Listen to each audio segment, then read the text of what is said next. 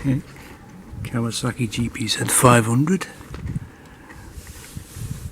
Starting at the front, got the twin disc brakes. Fitted some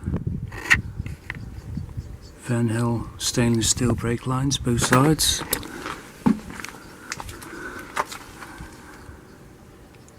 What else have we done?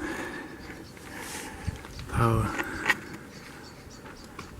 bronze screen, touring screen. ZX9 mirrors, wider than the standard ones. At least I can see what's behind me now, and not just my elbows. Forks have been rebuilt. The original forks were bent. Both chrome stanchions were bent on this bike when I first got it, so got another set of forks from the breakers and rebuilt them. Just used the bottom, keep the same bottoms, just changed the chrome stanchions, straight ones. Fitted new brake pads, double H, Armstrong double H racing brake pads, so I've got brakes that work. If you ever buy one of these bikes, make sure you get the twin disc version if you can, because the single disc version brakes don't hardly work on it. Rubbish.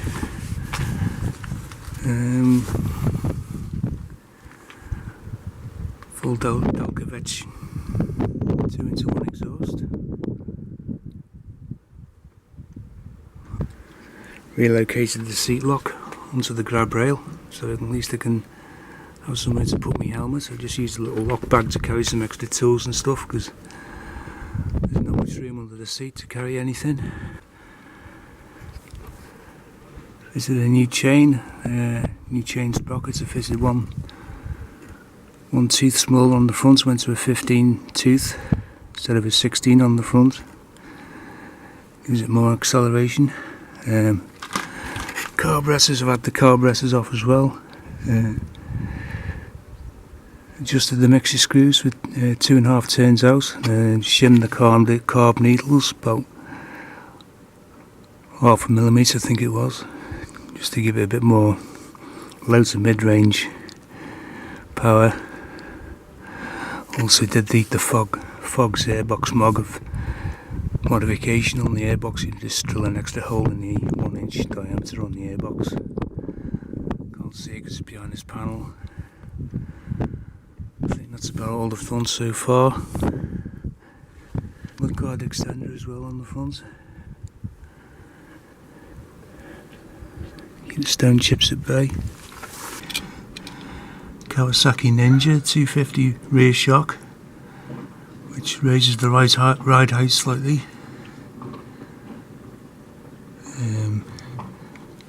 You have to fit extra brackets on the belly pan just to lower it down a bit, just to clear the exhaust.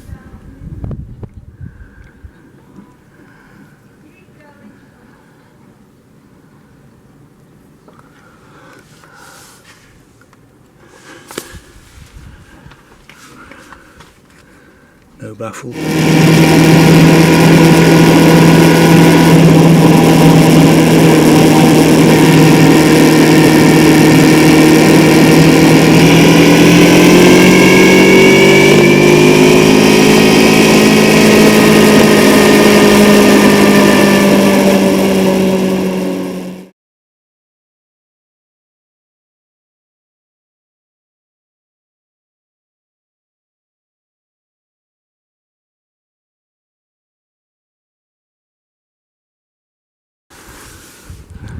I think that's it for now. Thanks for watching.